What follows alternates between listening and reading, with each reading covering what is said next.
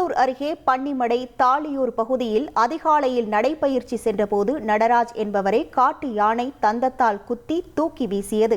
இதில் அவர் பரிதாபமாக உயிரிழந்தார். இதனைத் தொடர்ந்து நீண்ட நாட்களாக அங்கு சுற்றி வரும் ஒற்றை காட்டு யானையை வேறு பகுதிக்கு விரட்ட கோரி பொதுமக்களும் விவசாய சங்கத்தினரும் தடாகம் சாலையில் திடீரென சாலை மறியலில் ஈடுபட்டதால் அங்கு பரபரப்பு ஏற்பட்டது. பிறகு அங்கு வந்த தடாகம் காவல்துறையினர் மற்றும் வனத்துறையினர் பேச்சுவார்த்தை நடத்தினர்.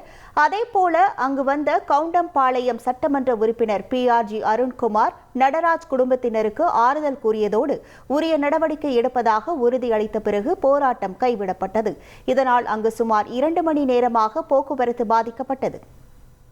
வண்டி அனுப்பிடுங்க, நாம இங்க தான் இருக்க போறோம், டிபார்ட்மெண்ட் இங்க தான் இருக்க போகுது, பேசிட்டு போறோம். அவங்க எல்லாத்தையும் கான்டாக்ட் பேசுறாங்க, ஊர்காட்ட பேசுறாங்க. நம்ம டிராபிக் இருக்கிறனால அதை கேட்பாங்க. அதுக்காக தான் சொல்றேன். அதே மாதிரி பொதுமக்கள் உள்ள இருக்கிறவங்க நம்மளே மாதிரி இன்னொருத்தங்க தான் அவங்க தாலியூர்காரங்கன்னா. உங்களுக்கு வகை வகையா சுவையா சமைக்க தெரியுமா? அப்போ கேட்டரிங் பிசினஸ் மூலமா எப்படி லட்ச ரூபாய் சம்பாதிக்கலாம்னு ஃப்ரீடம் ஆப்பை டவுன்லோட் பண்ணி கத்துக்கோங்க. இந்த பக்கம் மடத்தூர்காரங்க இருக்க போறாங்க, இந்த பக்கம் பன்னிமடைக்காரங்க இருக்க போறாங்க. அவங்களுக்கு தான் வழி விட போறோம். கோவை துடியலூர் அருகே பன்னிமடை தாளியூர் பகுதியில் காட்டு யானை தாக்கியதில் நடராஜ் என்ற முதியவர் உயிரிழந்த நிலையில் இதுபோன்ற உயிரிழப்புகளை தடுக்க வனத்துறையினர் நிரந்தர தீர்வு காண வேண்டும் என கோரிக்கை எழுந்துள்ளது. ஒரு முடிவு பண்ணுங்க. எல்லா பெரிய பெரிய ஆட்கள்லாம் இவ்வளோ நேரம் பேசிக்கிட்டு இருக்கிறாங்க. என்ன சொல்றாங்க ஒன்றும் புரியல. எங்களுக்கு இது ஒரு முடிவு பண்ணுங்க. நாங்கள் ஃபாரஸ்ட் ஆஃபீஸருக்கு ரிப்போர்ட் பண்ணால் அவங்க என்னன்றாங்க, யானை வர்ற நேரத்தில் நீங்கள் ஏன் வர்றீங்க அப்படின்றாங்க. ரெண்டாவது கொஸ்டின் என்னென்னா, யானை இருக்கிற இடத்துல நீங்கள் ஏன் இருக்கிறீங்க, யானை திங்கிற பொருளை நீங்கள் ஏன் விளைவிக்கிறீங்க இப்படி கேட்குறாங்க. அப்புறம் யானை சாப்பிடாத பொருளை நான் விளைவிச்சா நீங்கள் சாப்பிடுவீங்களா? உயிருக்கு பாதுகாப்புங்கிறது கொஞ்சம் கூட இல்லாமல் தான் இருக்குங்க. விவசாயம் ரொம்ப அழிஞ்சு போச்சு, அகம் போச்சு. மக்களுக்கு 5:45 6 மணி கூட நீங்க வெளியே வர வேண்டாம்னு சொன்னா நாங்க எப்படிங்க வீட்டுக்குள்ளேயே முடங்கி இருக்கிறதா?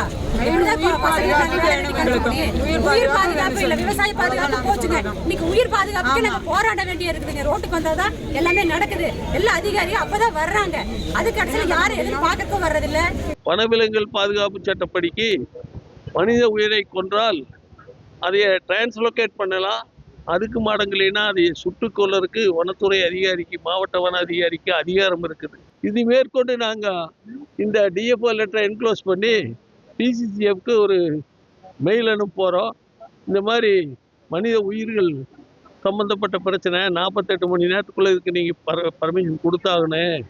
கொடுக்கலன்னா இந்த யானை மறுபடியும் எத்தனையோ உயிரை கொண்டு போடு.